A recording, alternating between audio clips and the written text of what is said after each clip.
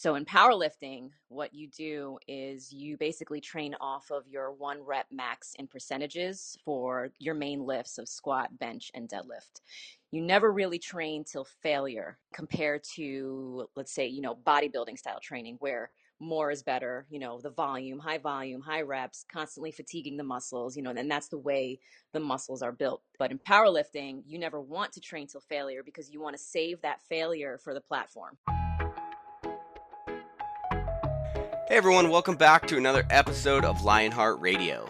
We are currently in the beginning stages of summer, and it doesn't matter if you are a gym rat or a weekend warrior or an endurance athlete or some combination of all of them, kind of like myself. Everybody has one thing on their mind, and that is looking good naked. Everybody wants to look good and have some payoff for all of the hard work that they're doing behind the scenes. Everybody at Lionheart Radio is no different, from the host to the people that we have working behind the scenes. Now, if there is one thing that separates us apart, it's essentially the fact that we are not willing to sell you any bullshit. So what we've done is we've taken out the whole crash diet. We've saved you the 6 weeks to the next 6-pack plan. And we've taken all of the knowledge that we have, collectively pooled it together, and put it in a document, a book, that you can download for free on lionheartrad.io. In that book, we have things that are going to help you get sustainably lean. We've got which workouts will help you burn more fat. We have tips on how to keep track of your daily calories and nutrition. And we've even got a glossary in the back with a list of movements and how you can plug them into your programming when you are looking for a desired result. Now, just like the show, everything is free. Go to lionheartrad.io and download your free ebook. As always, thank you for taking this journey with us. We will see you in the gym or at the beach.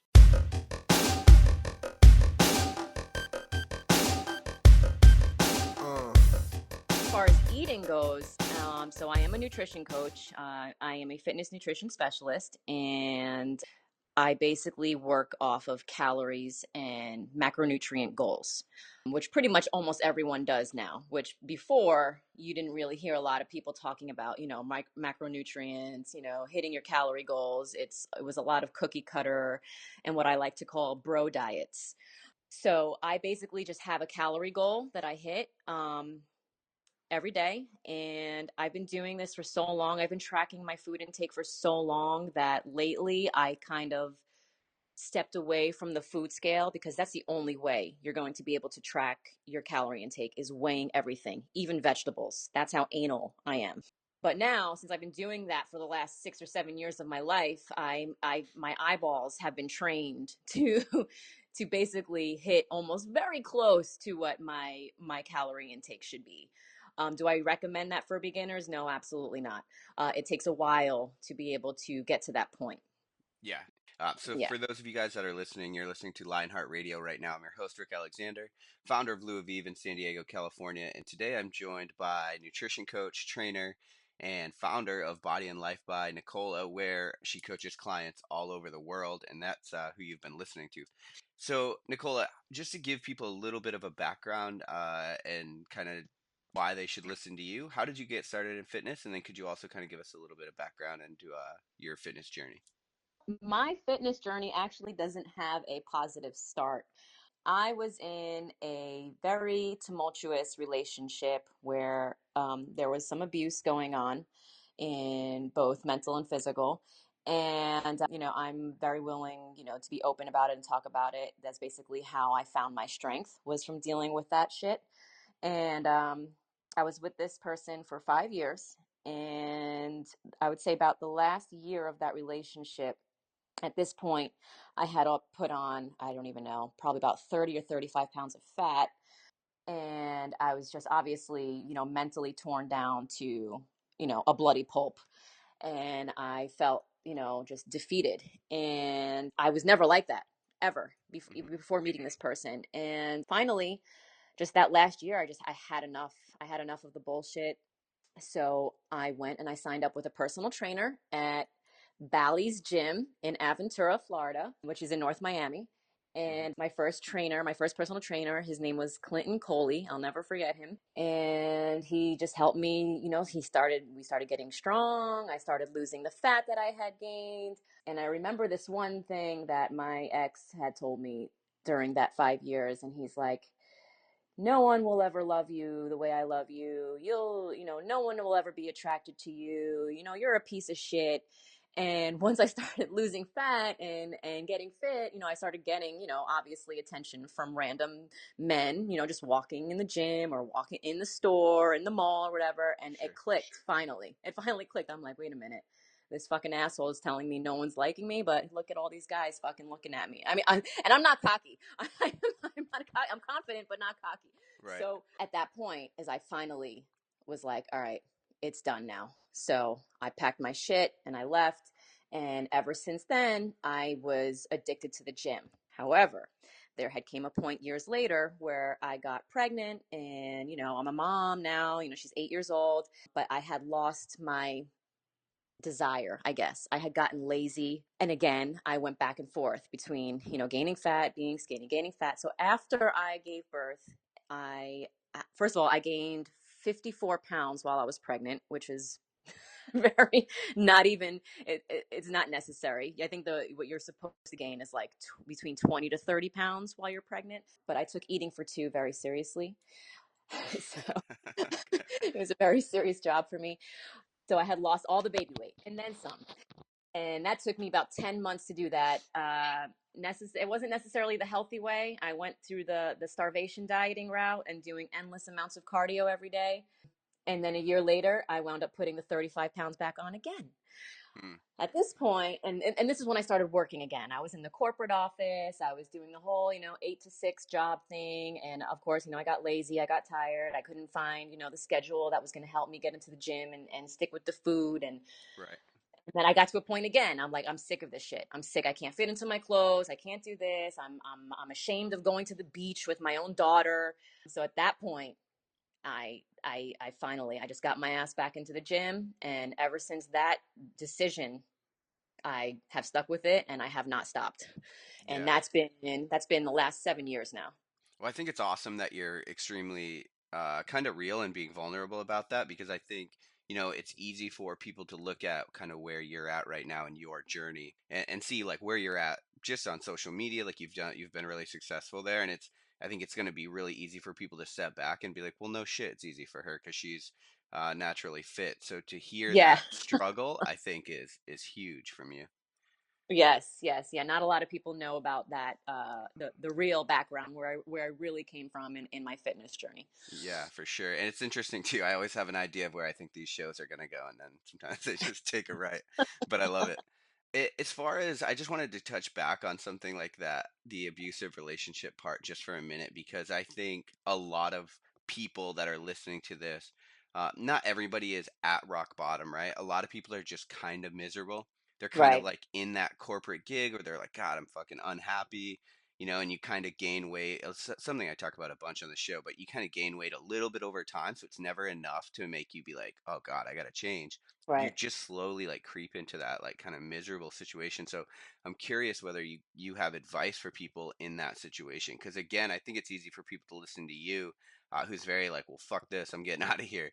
And people just aren't that strong all the time. So I'm kind of wondering for people that are kind of in these like, abusive situations or situations where they're just kind of, like getting further and further in and more unhappy, like what kind of advice do you have for them? It's so hard because I understand, you're scared. You're scared of leaving this person because you start to believe the things that they say to you.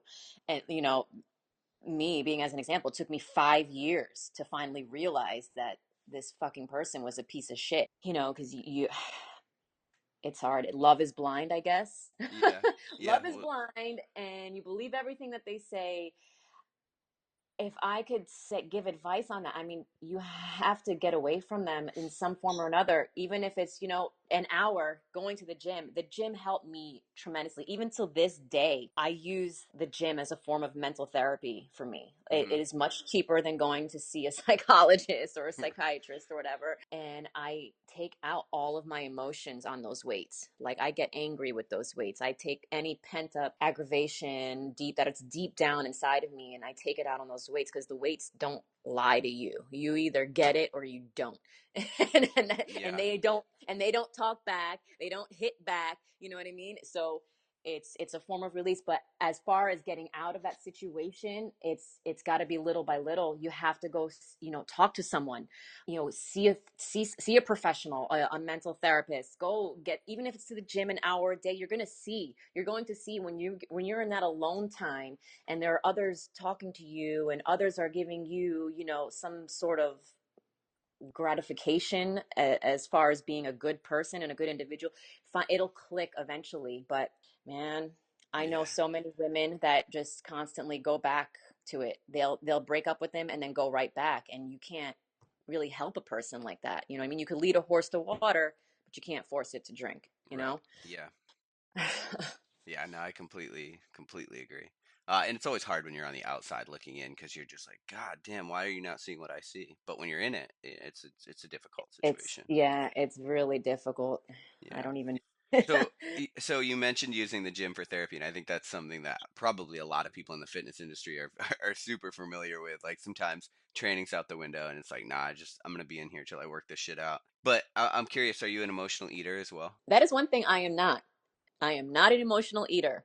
I've gone up and down with my eating over the last 12 years. When I first started training with my first personal trainer that I had mentioned earlier, he didn't really give me like a diet to follow. He just basically told me, cut back on the fried foods, don't drink soda, the basic, what any trainer will tell you, eat a lot of vegetables, only lean meat, Hmm. chicken and fish. So I had did that for a while. But then at that age, I was young at that age. I think I was still in college. I was more concerned with like getting fucked up. And then, when you're fucked up at 3 o'clock, what do? You go to Denny's and Hmm. IHOP and Yeah, you yeah. freaking stuff your face with the lumberjack slam. So, Where did you go to uh, college? FIU, Oh, okay. Florida International University down here in Miami. Oh, okay. I was in Boca, and we're like the Uh, same age, so that's funny. oh, okay. We were eating You, pizza in the same place on the same nights. do you live down here in Florida? No, I don't anymore, but I went to Oh, college at oh, Lynn University. Yeah. oh, okay, that's awesome. All right. And then I would go back to being like super strict, only eating chicken and broccoli 6 times a day. And then that's not sustainable. That's not a sustainable way of eating. You can only eat like that for so long before you introduce other foods back into your diet, and then you blow up. So I was constantly going back and forth between this starved state to for my height, because I'm 5'2", and when I gain weight really fast, and I look like it too. I go from a skinny thing to a balloon basically, and it was a constant back and forth yo-yo thing. The whole yo-yo dieting. But I was never really like, oh, I'm upset, let me go stuff my face with chocolate. Right. I was able to control that much. But yeah, no, I'm not an emotional eater. Well, so it's interesting that you talk about yo-yo dieting and stuff because one of the reasons that I originally had approached you to get on the show is because we're going into summer and I think people are obviously people are really interested in being lean for summertime, and something that we want to kind of promote on the show is like maintaining a healthy lifestyle because anybody can get you can get abs, anybody can do it, but to hold it is obviously really hard and people know that. But it seems like you maintain a like a pretty good baseline level of leanness or aesthetics as the year goes on. So it's interesting to hear you talk say that you have kind of problems with like the yo-yo dieting and that kind of a thing. Well, that was years ago. Over the last 7 years, the 7 years ever since I stepped foot back into the gym after I had gained all the weight after giving birth to my daughter, Yep. I had on my shit, and it was originally I had went into the whole figure competing and everything like that, and I was working with a quote coach. And I Mhm. say quote because it was really an awful way of dieting. So it was my first two figure preps that led me into researching and learning and Mm. teaching myself and becoming certified and figuring out what was going on with my body. Because after those two figure preps I had done, my metabolism was, Yeah. I don't want to call it, I don't want to call it metabolic damage because there's no such thing as metabolic damage. But there was definitely some heavy metabolic adaptations going on there. And I remember I was trying to get back into another figure prep after those two shows about 6 months later, and I was pretty heavy at this point. And I went back to that same coach. This was before I started doing all my research and everything. Mhm. And he had put me back on a diet, and we increased my cardio. And every check-in every week that I went back, I was continuously gaining weight on a restricted calorie diet, on an hour and a half of cardio every day, and here I am, I'm gaining weight slowly. So Mhm. there was really something going on with my body, and I asked him, and he's like, I don't know what you're talking about. And I'm like, all right.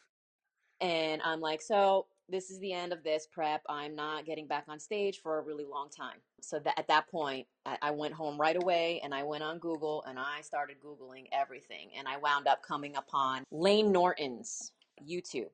Mhm. That's I'm not sure if you heard of Lane Norton, Yeah. Bio Lane. Yeah. Okay. So it just like all of a sudden, this was when he also thought, metabolic damage was a thing, and then a year later he comes back and he says, it's really not a thing. But anyway, he and I was like, oh my god, this is me, this is what I have, this is what's going on with my body right now. And then at that point, I had reached out to Lane. I emailed him. I'm like, help me, what am I going to do? And he's like, $700 for a 1 hour phone consult. I'm like, okay, never Uh, mind. yeah. I'll figure this shit out on my own, but thanks, Doc. Yeah. And that's when I went back to, I started studying through ISSA for my fitness nutrition specialist certification. And I actually started going back to college, back to FIU, and I registered in the dietetics program. So I have a whole bunch of knowledge now under my belt. And that's how I discovered the whole calorie tracking, macronutrient, reverse dieting, flexible dieting, if it fits your macros, all of that. Mhm. It just became so much easier for me over the last 7 years. And I had to, after that whole metabolic damage thing, the one thing he did tell me is he's like, you're gonna have to stay this way. I was pretty overweight for my height. He's like, you're gonna have to stay this way for a while, and you're going to have to reverse diet. This is the advice that he gave me. You're going to have to reverse diet into a higher calorie state, and you're gonna have to stay there for a while. And you have to allow your metabolism to, I hate using this word, but reset, because you can't, like, there's no such thing as resetting. You know what I mean? But you Right. have to give your all of your hormones and your metabolic processes time to align back into where it's supposed to be. Yeah. So I had to stay that way for a while, and then after that, I went back and forth. I was able to now go back and forth between cutting phases, gaining phases, cutting phases, gaining phases, at least 6 to 8 months of both. And so I attribute those cutting and gaining phases and building a decent amount of lean body mass over the last 7 years to being able to maintain that physique now. Do I carry extra fat? Yeah. But I can eat now to the point of, I mean, I can go ham on the weekends. I can have double bacon cheeseburgers, pizzas, donuts all weekend, and I'll only put on maybe 2 pounds. Mm. And, it's water weight, basically. Right. But now, for the last 2 years, actually, I've been following intermittent fasting, Mm. which I believe also helps me maintain the physique that I have now. Yeah, no, I do that too, and I think it's worth pointing out. Yeah, although you don't reset your metabolism, it's a good way to kind of like phrase it for layman's terms. But essentially, what you're Yeah. trying to do is upregulate your body's ability to use these different macronutrients Yes. Yes. efficiently. So 7 years is actually that's a long time to maintain it. So what kind of tips do you have to people that do keep finding themselves in that pitfall? Is it just kind of getting steeped in the information and the knowledge side, or kind of curious to see what you think has helped you, yeah, basically just keep it, because even if you get sick of something for 7 years, like it's hard to remember that emotion 7 years ago. Right. I just know that I have an 8-year-old daughter, and I have to raise her to be healthy, confident, strong, to love herself. These are something, things that I was not taught as a young girl. And I don't want her to grow up, picking herself apart in the mirror, like I did, because that's what, I did come from a very poor self-esteem, childhood and teenage. Back then, I'll be 35 this year. Back then, the fit look wasn't in. It was Kate Moss. It was the skinny anorexic look that every girl was trying to look like. Yep. So, but I don't want, now it's the whole fitness thing, which I believe is a whole other thing on social media. I feel like the whole fitness community is like, it's now like a trend thing. Like everyone's, oh, it's so trendy. Let's go work out, and post our selfies on Instagram. And add so, fit to our last name. so, but I don't want her to grow up that way. And so basically, she has been my main motivation over the last few years to help me stay at it, pretty much. Yeah. Yeah, for sure. It's funny how the kind of some of the common themes that we get in the show is like, you know, making sure that your why, your purpose for whatever you're doing is really in line with your values. And then, that's actually going to guide your behavior more than any kind of topical decisions you could make. Right. So Yeah. your career has recently made an interesting change, as you mentioned. So now you're shooting for strength in 1 rep maximal strength with powerlifting, but you still do maintain a decently lean physique like we talked about. Do you think that's completely due to eating, or do you believe form follows function? Kind of what's your take on that? No, I believe that since I was in a 7-year bodybuilding block, Mm-hmm. that's what you call it. That has given me the base that I have. Like even so, once I switched into powerlifting, the muscles that I built aren't gonna just go away. They're not gonna disappear. They're just gonna stay there, and I'm just gonna get stronger in all my body parts. Mm-hmm. So I believe if aesthetics is what you're going for, but eventually down the road you think you want to change over into the strength aspect. I always tell people, stay in the bodybuilding. Then you want to build, if you want to have that X frame, that bodybuilders have, you have to build it first, because powerlifting isn't going to do it. Right. Powerlifting does not have that effect on a physique. Sure. Have you had people tell you that you are going to have to gain weight in order to really, I don't know what your strength goals are, but in order to really reach them? No, they don't really necessarily tell me I have to gain weight, but you do have to eat the right amount of food to be able to put the strength gains on. It can be very controlled via reverse dieting. I work with a couple of powerlifting, competitive powerlifters also, and the way I keep them relatively lean while increasing their calories is through the reverse dieting. So it's really, really small increments over time.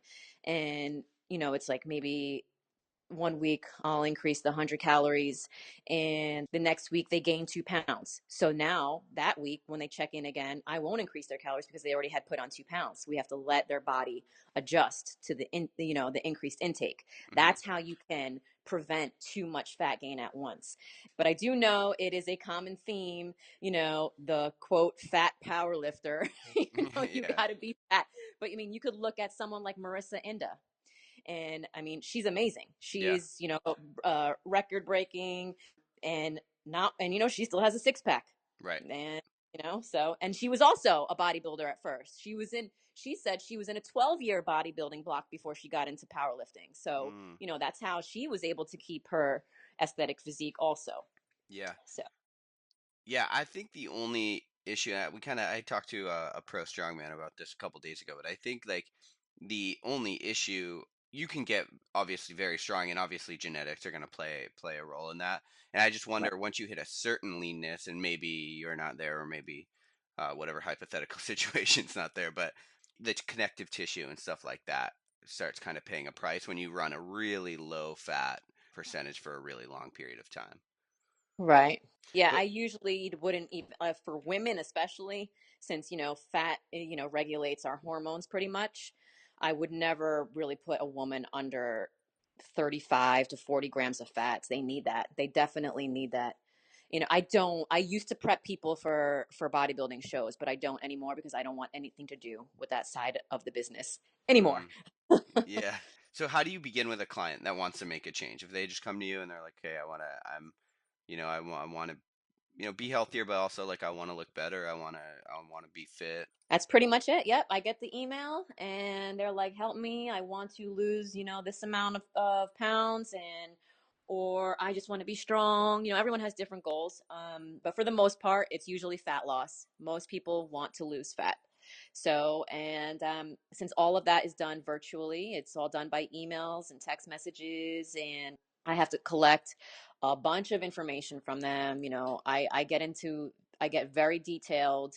I'm not one of those cookie cutter, women get this plan, men get this plan. That's not me. You could find anyone on Instagram for that. Right. I I I take pride in my work, so it takes I collect 3 to 4 days worth of training, cardio logs, food logs, drink, whatever they're consuming. I also ask them for what their daily schedule is like. What time do you wake up? What time do you go to sleep? What time do you train?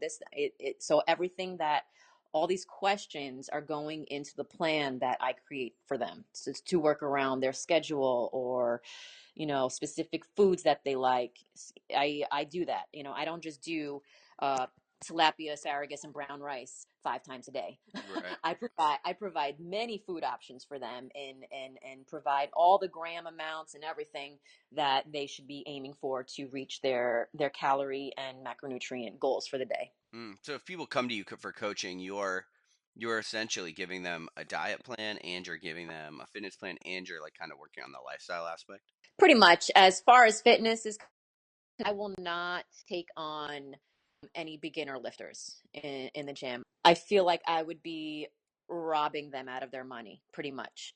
I feel like if it's a beginner, they need someone there, hands on, to show them the right way to do it. And I know there are so many people out there that are selling these fitness plans online, and all the workouts say 4 by 12, 3 by 15, 4 by 12. Anyone, you can find that online for free. You don't have you Right. don't have to pay someone for it, but it's the beginner that needs the most help because they don't know anything in the gym. So I will, when people come to me and they're like, I'm a beginner lifter, I'm like, well, sorry, I'm not going to work with you. I'm not going to take your money because that would just be me just taking your money for the hell of it. But if you're, intermediate or an advanced lifter, then I can set up a fitness program for you. So this way, when you do go work out in the gym, you can record videos of yourself, you send them to me, and I will critique your form and help you get better with your technique and your execution. Nice. Yeah, that's actually fucking awesome and Yeah. refreshing to hear because you don't hear that a lot.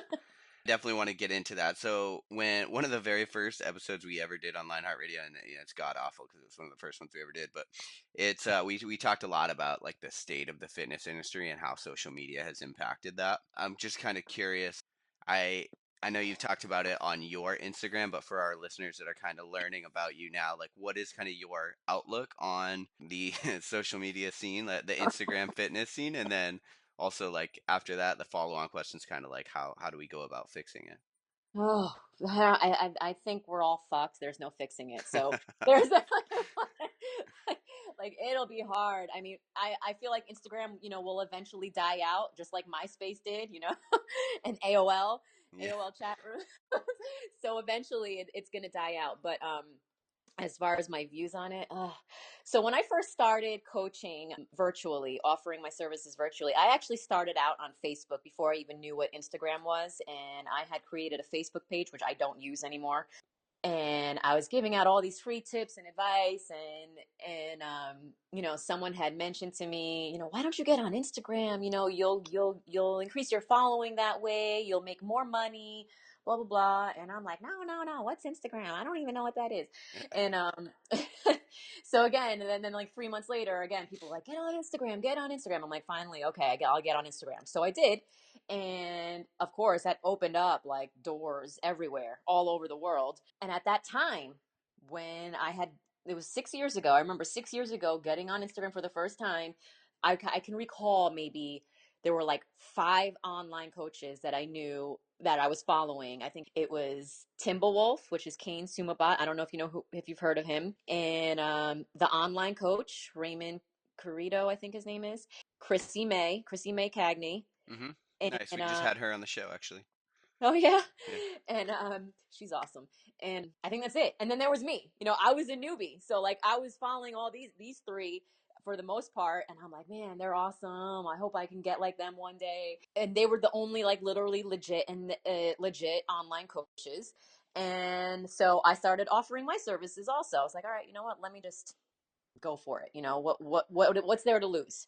And next thing you know, like, yeah, shit was blowing up. Business was great. And so after I started competing, next thing you know, I'm not saying this was me. Like I'm not the trendsetter here, or maybe I am. I don't know.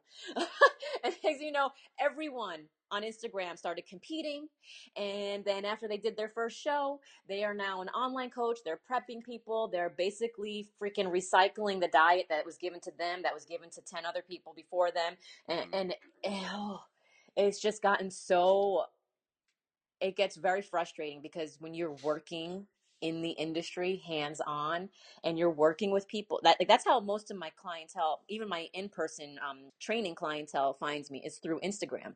Right. So it's always conversations about, oh, do you see, Paige Hathaway did this, and then and I'm like, and Michelle Lewin did this, and I'm just like, oh god.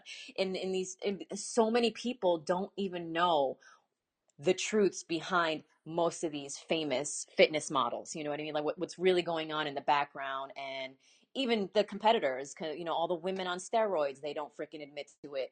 The photoshopping, the ass implants, the fat injections, that no one wants to be honest and open about it. Like if you're doing these things, at least just tell us. You'll be more respected if you Sure. tell us the truth. You know what I mean? I don't judge. If you want to get ass implants, great for you, but don't tell us it's only freaking squats and deadlifts that helped you build your ass.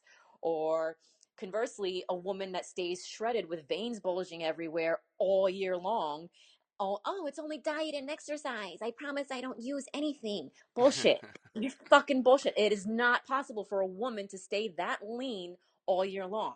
You know what I mean? It's Yeah. it's we have estrogen, and estrogen is our main is our main freaking hormone that makes us hold water. It makes us hold fat. So as I mean, I if I didn't make so much money from Instagram, I probably would have deleted my Instagram account a long time ago because I'm honestly sick of the bullshit.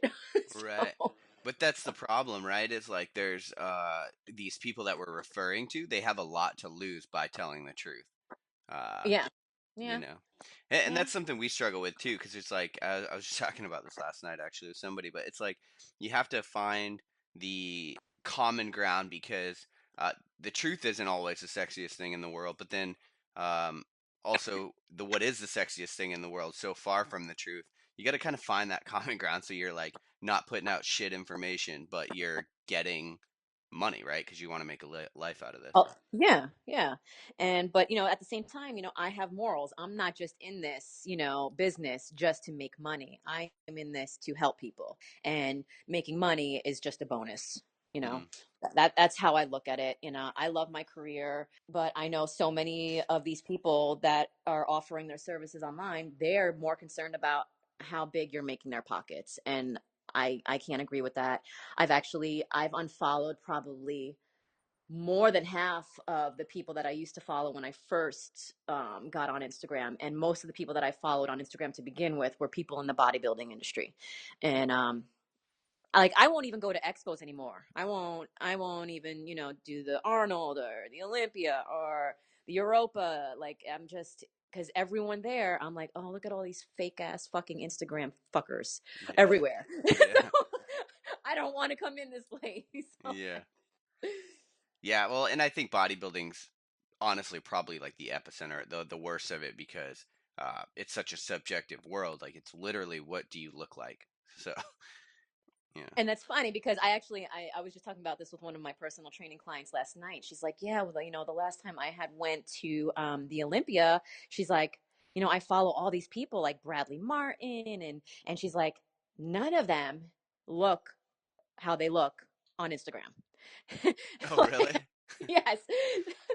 And I'm like, well, I'm not surprised. Everyone looks a lot bigger on Instagram than they are in person. And, it's all about the angles and the lighting and, of course, photoshopping. So, Photoshop, yeah. yeah. Well, one of the things that I was looking on your website, one of the things that I like that you do within the fitness industry is you kind of it looks like your ebooks, instead of you selling this like recycled garbage templated program, you actually sell like an ebook that's like more of like a philosophy based around whatever you're selling. Correct. Actually, speaking of my website, that website is very outdated. I haven't updated it in probably 2.5 years now. And honestly, those ebooks, I wouldn't even recommend anyone buying them because Okay. don't buy those ebooks because they are old views and thoughts. I have completely, retrained my brain and way of thinking and coaching. So, like, yeah, Yeah. that's basically. But yeah, I mean, I never made those books to, say, follow this plan. You have to find what works for you, but here's the guideline to follow. You know what I mean? You might have to tweak your numbers here and there, but this is just an ebook to explain to you what carb cycling is or how to gain muscle. Right. But yeah, never like a regurgitated freaking template. Yeah. Well, I actually really like that because that's I like that you admit that. Kind of like that's something I've struggled with too. Is I'm in the middle of writing a full like a hard copy book right now, and by the time I get to editing, I'm like, fuck, some of these views have changed. I don't really believe that. Do Um, you hopefully you go back and change them then? Right, right. No, I do exactly. Yeah, but it's like you gotta fight the urge not to rewrite everything. But within fitness, I think you get a lot of people that take this dogmatic approach, and so even if they're wrong, like we said, they have a lot to lose, so they just they'll just stick to their guns essentially for better or worse.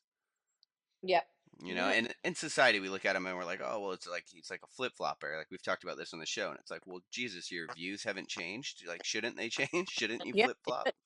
Yeah. There's always something new to be learned, a new technique, a new style, It's so things are always constantly evolving and changing. And if you feel like you know it all, then you know nothing.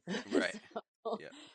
Yep. Yep. Very much so. Because the more you learn, the more you realize you actually don't know, and that's ex- especially true with our biology. yes, yes. So, what role do supplements have in your life routine, whatever, or do they have one at all? Pretty much not. They used to. When I used to be a believer in all of the bullshit. Okay. So basically I am supplement free. Sometimes I'm actually right now I'm in a phase where I am not using pre-workout, but the only supplement I will ever use is pre-workout. Right now, I'm taking a break from my pre-workout. That was the only supplement I will ever take is pre-workout, and it's the basic, caffeine, creatine, beta alanine, agmatine, uh, concoction. And I feel like, when those vasodilators get in your system, you're able to get more of a blood pump and stuff like that. So I agree with those. If energy and power, a power boost is what you need before a workout, great. However, there are plenty of supplements I don't agree with that people think that they need to consume on a daily basis, like BCAAs, glutamine, L-carnitine, fat burners, all these things are all bullshit. They're all bullshit. BCAA, glutamine, these are all aminos. These are all amino acids that are found in the solid proteins that we eat: chicken, beef, fish, eggs, and they're even in, the whey protein also. So everyone is basically just spending money that they don't need to spend if they're consuming the right amount of protein for their body. Hmm. So, if you're consuming the right amount of protein for your body every day, you're intaking all of these extra amino acids and you're just making your pee very expensive. That's it. Right. Those amino acids are not being put to use. Your Yeah. body can only take so many amino acids. It takes what it needs to do its repair, its building, whatever. Um, and that's it. And everything else is excreted out through the kidneys. So, I mean, Right. Well, so if you well, let's say you work out and you do a lot of volume, right? So if you're an example, like for me, for example, I don't eat a lot of carbs, and I eat more of a high fat diet. and Hmm. I just find that I have better results with that, right? So if I do a Hmm. lot of volume, I'm gonna need a lot of essential amino acids or proteins in order to recover. However, if I take all of that from protein, my body through glycolysis is going to convert some of that protein to sugar, and then I'm going to get a blood response that I wouldn't want. So Hmm. so in that case, like I think it would make sense for me to supplement with branch chain aminos, if that makes sense. Well, I don't, I'm not the one to say yes or no, like to anyone, even to my clients. If you feel like you want to consume the BCAAs because of some reason that you feel like you need to do, you or take them, is, go ahead by all means. Just you have to know that BCAAs also do contain calories. Not a lot of people know that they actually do contain calories, and they're not calorie free. um like, because the label doesn't, I believe what the FDA does is anything under 5 calories per serving is not required to be labeled on the food label. Okay. So, but they do have the calories. So really, if you're dieting, this is my argument, is only for dieting. If you're bulking or you're maintaining, your calorie intake, fine, consume all the BCAAs if you want, or if they want flavor. A lot of people say, oh, I just do it for the flavor. Hmm. um then by all means go ahead. But if you're cutting, you have to track it. You Right, have to right. track that as a form of your calorie intake, because the leucine, like you said, it has an effect on insulin. So it's going to spike your insulin, and it has the same amount of calories that, a typical 4 calories per gram. So Gotcha. Okay. Yeah, I see what you're saying. And I, yeah. I do agree. I used to tell this story. Like I used to back when I was like, in that 18 to 25-year-old range, and I just wanted to get jacked. And yeah, I spent like $200 a month on supplements, and then one day I didn't. I literally cut them all out. I'm like, well, fuck, I didn't notice anything. Nothing changed at all. If I was to recommend any supplement, though, like, it would be creatine. Creatine is the only FDA approved sports supplement that has been proven to do what it says it does. Yeah, 100% agree with that, actually. Yeah. Yeah. Yeah.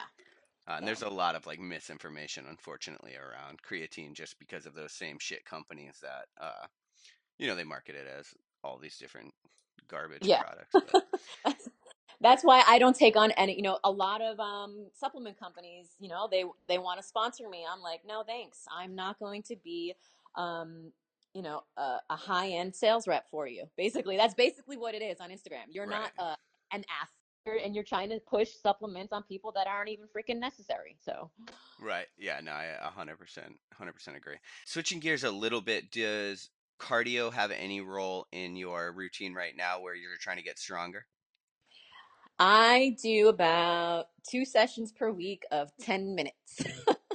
Okay, is it high intensity or We do a lot of explosive work, and, like, box jumps, and what else was it that we were just doing the other day? Gosh, I can't remember.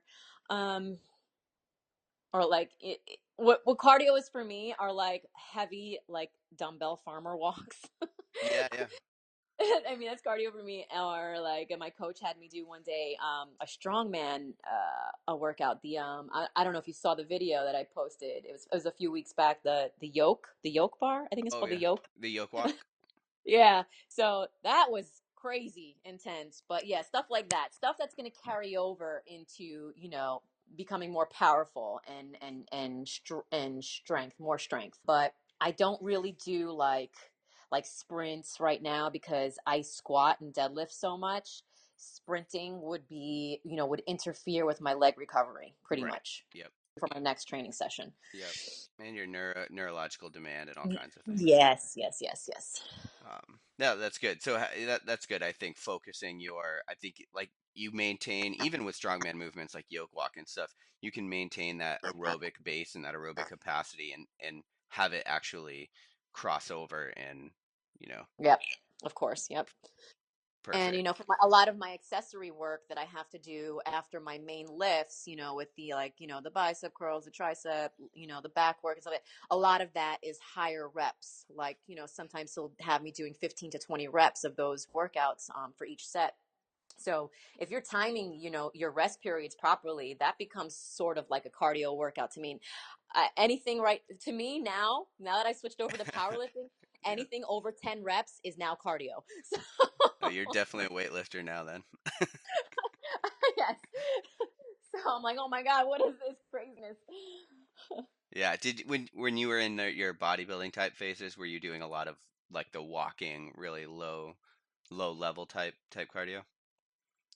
Um, Actually, no. I was more into the hit, the high intensity interval training, or doing like jumping rope as fast as I can between sets and stuff like that. So Mm, it in the beginning, yeah, I was always told, you have to do steady state, hit is gonna eat your muscles away, and all the bullshit that you hear. Fucking like shut up. yeah. Yeah. No, there's so much garbage information out there. So that was going to be actually my follow-on question is what so you think you do promote more of the high intensity interval training for people that want to maintain a certain level of leanness all year? Yeah, if that's the goal, to maintain a certain level of leanness. But see, it's not only just a hit. It all of it really boils down to your nutritional intake. If you want to stay lean, you have to figure out or reverse diet to your maintenance levels and just stay there. You can't mess around with that, because if you go into a surplus, then no matter how much hit you do, you're still going to put on fat, because at the end of the day, it's calories in versus calories out that's going to either make you lose weight or gain weight. Mm. So Well, I so think what do you nutrition, mean by that though? Can you expand on that just a little bit? as far as calories in versus calories out. No, as far as you're talking about like you're talking about maintaining or staying really close to or reverse dieting. What kind are you talking about right there? So, in order to get to a lean physique, no matter, I guess it varies per individual. Some people need to Sure. lose 50 pounds, some people need to lose 20 pounds, others 10 pounds. You have to diet to get to that lean physique point first, before anything. So, once you get there, a lot of people don't know what to do at that point, Yeah. in order to maintain it. And that's where I struggled with, in the first couple of years of my fitness journey with the yo-yo dieting. I never knew what to do at the end. And, you just go right back to eating how you normally eat. And even if it's healthy food, you're still going to put on fat, because it's about the energy balance, the calorie intake. So in order to keep or maintain that lean physique, you have to slowly reverse diet. And that was mentioned earlier, where you're slowly increasing your calories, once a week, if your body is adapting to it the way it should. I know there's some people out there who will reverse diet and they'll begin to lose weight. That's a very small percentage of the population who have these amazing genetics. Right. But in order to keep that lean physique, you have to do those very slow increments. I'm not a believer in high jumps. I know that there are coaches out there that will say, no, increase your calories by 300 every week. I don't, especially for women. For Right. women, it's anywhere between 50 to 100 calories per week, and that is based off of their weekly check-ins. Like if they're gaining from the 50 100 calorie increase, I will not gain. I will not increase them the next week. So it's all about keeping track, weigh in once a week, take pictures once a week. The same time that you weigh in is the same time that you should be weighing in the following week. And you compare your pictures, because even the number on the scale isn't going to really be 100% truthful. When you compare those pictures from week to week, is what's going to tell you the most truth. And that's my philosophy. Yeah. The Go ahead. Yeah, no, I was just going to double down on that and completely agree with the timing aspect of it. I think if you're going to test anything based on your physiological um, makeup, you have to make sure that you test at the exact same time, whether that's literally your blood levels, hormones, your physique, anything. Right. I agree. So I know this whole entire episode has kind of been like steeped in advice, but for the Lionheart kicker, the final question we always try to ask people is kind of based on everything that you've done up until this point and all the knowledge you've gained, if you could give people blanket advice, which is obviously really hard to do, and it was guaranteed that everybody in the world would hear it. They might not all follow it because, like you alluded to before, you can lead a horse to water, but if you could give advice and it was guaranteed everybody would hear it, what would you tell them? I would say stay committed on the course. If you have a goal, you will achieve it eventually. Don't give up on yourself. You just have to put the work in. Nothing will be handed to you. If you want to gain muscle, if you want to lose fat, you have to put the work in. Your husband, your wife, your dad, your mom, they're not going to hold your hand to the finish line. You are the only one that can get to the finish line. So it's either you're in or you're out. There's no half-assing mentality here. You can't be in between. Mm. Just stay the course. Hopefully Yeah. that's good enough. Yeah, no, I think it's good. Personal accountability is just, it's super hard. Like, it's really, everybody wants the onus to kind of be on someone else. And it's like, at the end of the day, no, this is your journey. This is your life. It's going to be shit or it's going to be awesome, but it's going to be dependent on the decisions you make. Yes, and the outcome is very rewarding. It's very rewarding. Yeah. So for people that are listening to this and they are interested in your philosophies and your coaching and stuff like that, how can they follow you? And then also how can they get interested in or reach out about coaching? Okay, well, they can follow me on Instagram, and that is Nicola_Denise. And then if they would like to reach out to me, they can either reach out to me through Instagram. I believe I have the email link on my bio, You do. or you can just email me directly, and that is body and life by Nicola at gmail.com. And the and is not an and, it's just the letter N. BODYNLIFEBYNICOLA at gmail.com. Okay, perfect. And for people that are listening to this, we'll link all of that up in the show notes as well, so they can Awesome. just go to it. Awesome. Well, hey, thanks for being on. I really appreciate you joining me Thank you today. so much for inviting me. All right, thanks, guys. Thanks for listening to Lionheart Radio. I hope that the information from today's show will make you fitter, happier, and healthier. For the show notes of this episode and every episode, head to www.lionheartrad.io. Yep, just like Lionheart Radio. And please, if you have the time, head over to iTunes and give us a 5-star rating. It really helps us to know that we're on the right track and delivering you reliable information and value. As always, feedback is welcome. If you have any comments on the show or like to suggest a guest, send me an email at rick@luavive.com. That's LUAVIVE.com. Thanks for your support, and we will see you next time. Bitch, I feel good. Don't I look stupendous? My shine is so endless, and shit you can do to end this. Even when I'm dead, niggas still gon' bump that chip shit. Coke white, Escalade on cinches for you dipshit. So you won't forget this. Midwest nigga be the coldest. Cleveland.